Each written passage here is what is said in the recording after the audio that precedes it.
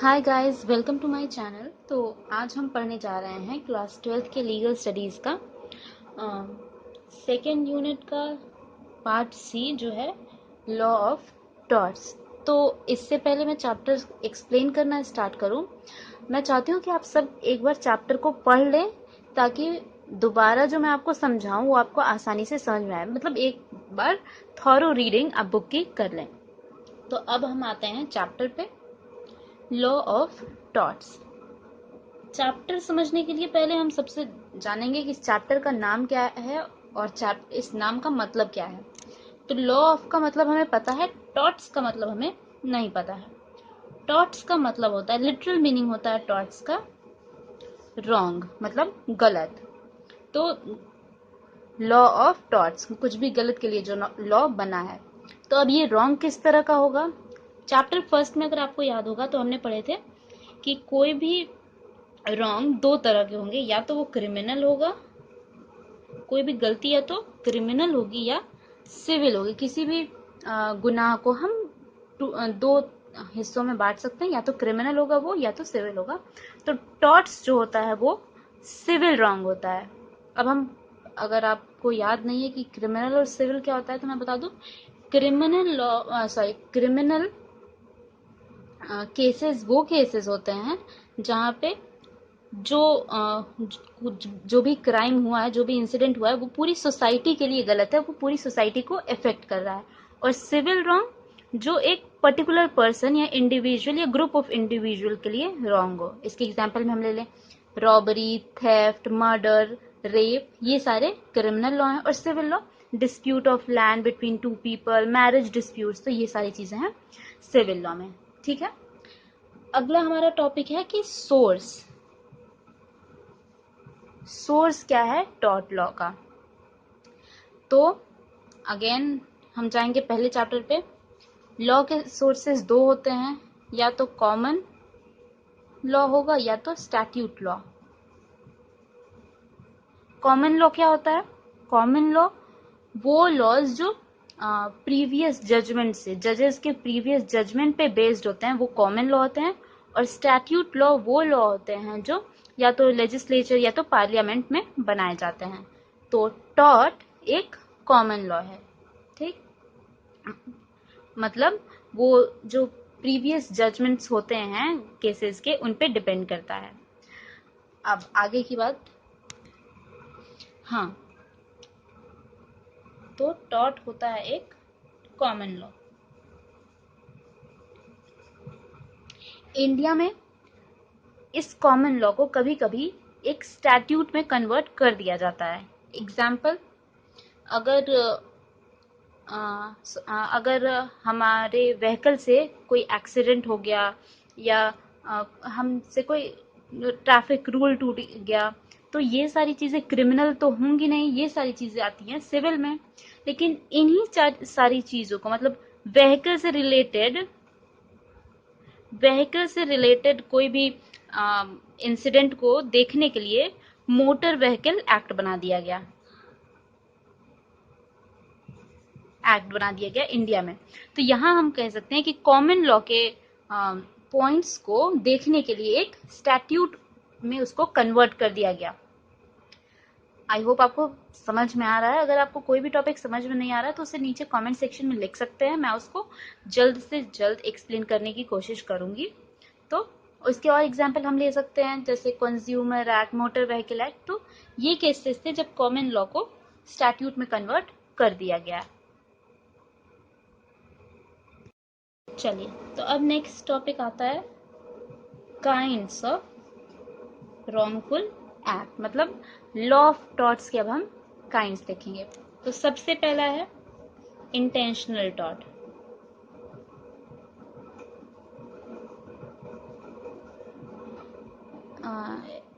If it is not, हाँ, intentional tort. Intentional tort जैसे कि आप नाम से ही समझ जाएंगे, जब किसी इंटेंशन के साथ या जानबूझ के कोई सिविल रॉन्ग किया जाए तो वो इंटेंशनल टॉर्ट होता है। इंटेंशनल टॉर्ट के भी 7 टाइप्स हैं, उसे हम पढ़ेंगे, लेकिन उससे पहले दो टर्म्स हमें जानने चाहिए। क्या? डिफेंडेंट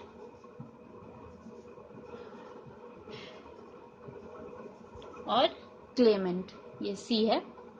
डिफेंडेंट वो आदमी, वो पर्सन होता है जिसके खिलाफ चार्जेस लगे हैं, जिसके ऊपर ये अक्यूज, जो अक्यूज्ड पर्सन है वो यहाँ पे डिफेंडेंट होता है।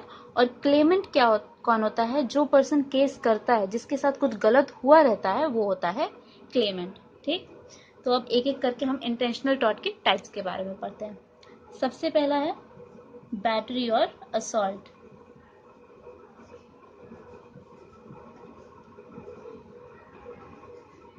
ठीक, बैटरी क्या होता है? बैटरी में जब हम किसी पर्सन को हार्म पहुंचाना चाहते हैं बाय टचिंग, मतलब किसी के टच में आके अगर हम उसे कोई हार्म पहुंचाना चाहते हैं तो उसे बैटरी कहते हैं। हार्म पहुंचाना चाहते हैं, किसी को थप्पड़ मारना या और कोई भी ऐसी एक्टिविटी। अगर आप इसका एग्जाम्पल चाहें तो मान लीजिए हम डिफेंडेंट और क्लेमेंट से एग्जाम्पल देखेंगे। डिफेंडेंट ने क्लेमेंट के ऊपर एक पत्थर फेंका और उस पत्थर से बचने के लिए क्लेमेंट पीछे जाता है और छत से गिर के मर जाता है। तो यहाँ पे ये केस हो जाता है बैटरी का। क्यों? क्योंकि डिफेंडेंट का जो इंटेंशन था वो क्लेमेंट को हर्ट करना था बाय टचिंग, और उससे उसकी मौत हो जाती है, तो आगे का केस बनेगा। तो ये केस था हमारा बैटरी का। दूसरा है असॉल्ट। असॉल्ट में भी हम हार्म करना चाहते हैं लेकिन विदाउट टचिंग। हम क्लेमेंट को ऐसा दिखाते हैं कि हम उसे हार्म करने जा रहे हैं, भले हम उसे हार्म करने वाले हों या ना हो। इसका एग्जाम्पल डिफेंडेंट क्लेमेंट के एग्जाम्पल ले रहे हैं हम। डिफेंडेंट ने क्लेमेंट के ऊपर गन ऐसे रेज कर दी, लेकिन उस गन में कोई भी गन में कोई भी गोली नहीं थी, लेकिन डिफेंडेंट ने क्लेमेंट के सामने गन शॉट कर दी। अब क्लेमेंट को इसी डर से कि उसके सामने गन है, उसे हार्ट अटैक आ गया और वो मर गया। इस केस में डिफेंडेंट ने, अगर हम देखें तो कुछ किया नहीं, उसने बस एक गन उसके सामने रखी जिसमें जिसमें गोली तक नहीं थी। लेकिन ये केस आ जाएगा फिर असॉल्ट का, क्योंकि इंटेंशन जो था वो उसको हर्ट करने का था, डराने का था। तो ये था हमारा पहला बैटरी एंड असॉल्ट। दूसरा है फॉल्स इम्प्रिजनमेंट। अगर आपने चैनल को सब्सक्राइब नहीं किया तो प्लीज़ चैनल को सब्सक्राइब कीजिए और बेल आइकन को प्रेस कर दीजिए कि आपको सारे नोटिफिकेशन मिलते रहें। दूसरा है फॉल्स इम्प्रिजनमेंट। फॉल्स इम्प्रिजनमेंट में क्या होता है? किसी को इलीगली किसी पर्टिकुलर बाउंड्री या किसी एरिया में कन्फाइन करके रखना। कन्फाइन मतलब बंदी बना के रखना, वो होता है फॉल्स इम्प्रिजनमेंट। इसका एग्जाम्पल हम ले सकते हैं। मान लीजिए किसी बच्चे ने दूसरे बच्चे को किसी क्लास में लॉक कर दिया और उससे उसकी तबीयत खराब हो गई, तो ये था फॉल्स इम्प्रिजनमेंट, क्योंकि इलीगली उस बच्चे को उस क्लासरूम में कन्फाइन कर दिया गया था। तीसरा है ट्रेसपास टू लैंड। ट्रेसपास का मतलब क्या होता है? किसी की प्रॉपर्टी में इलीगली इन्वेड करना। इन्वेड मतलब घुसपैठ करना। हाँ, घुसपैठ, किसी की प्रॉपर्टी में इन्वेजन करना को हम कहते हैं ट्रेसपास। तो यहाँ पे ट्रेसपास टू लैंड, जैसे आप समझ सकते हैं किसी की जमीन पे कब्जा करना या उसमें उसकी मर्जी के खिलाफ कोई भी ऐसी इलीगल एक्टिविटी करना। एग्जाम्पल, ये एक प्लॉट है क्लेमेंट का। डिफेंडेंट क्या करता है? रोज आके इसी पे कचरा फेंकने लगता है। तो इस केस में ये हो गया ट्रेसपास टू लैंड, क्योंकि डिफेंडेंट क्लेमेंट की जो प्लॉट है उस पे कुछ ऐसी एक्टिविटी कर रहा है जो क्लेमेंट को पसंद नहीं है। तो ये केस है ट्रेसपास टू लैंड का। नेक्स्ट देखते हैं trespass to chattel.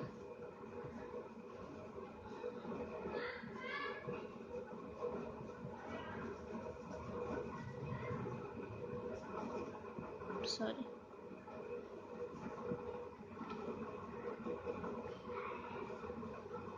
Trespass to chattel. Trespass का मतलब यहाँ पे भी वही है, बस यहाँ चैटल का मतलब होता है इमूवेबल प्रॉपर्टी। जब किसी की इमूवेबल प्रॉपर्टी को उनकी मर्जी के खिलाफ कुछ चेंजेस ले आना या उसमें किसी भी तरह का इन्वेजन करना किया जाता है, तो वो केस आ जाता है ट्रेसपास टू चैटल का। एग्जाम्पल से अगर मैं आपको समझाऊं, तो डिफेंडेंट और क्लेमेंट है हमारे पास। क्लेमेंट की कार पार्किंग में खड़ी है और डिफेंडेंट ने उसको कलर कर दिया। तो यहाँ पे क्लेमेंट नहीं चाहता था कि उसकी कार कलर हो, लेकिन फिर भी डिफेंडेंट ने कर दी बिना उसको बताए, बिना उसकी मर्जी के। तो ये केस आ जाएगा ट्रेसपास टू चैटल का। अगर आपको कोई भी टॉपिक नहीं समझ में आ रहा है, नीचे कमेंट सेक्शन में लिखिए, मैं पूरी कोशिश करूंगी कि उसे और अच्छी तरह से समझा सकूं। नेक्स्ट है हमारा कन्वर्जन। कन्वर्जन एक एक्सटेंशन है ट्रेसपास टू चैटल का। जब डिफेंडेंट क्लेमेंट की मूवेबल प्रॉपर्टी को इस तरह से यूज करे या इस तरह से यूज करे, हाँ, कि वो जो प्रॉपर्टी है मूवेबल वो क्लेमेंट द्वारा यूज करने के लिए अब अच्छी कंडीशन में बची ही ना रहा है, तो उसे कहते हैं हम कन्वर्जन। जैसे एग्जांपल, अगेन डिफेंडेंट और क्लेमेंट है हमारे पास। डिफेंडेंट ने क्लेमेंट को बिना बताए उसकी कार ले ली और चलाने लगा।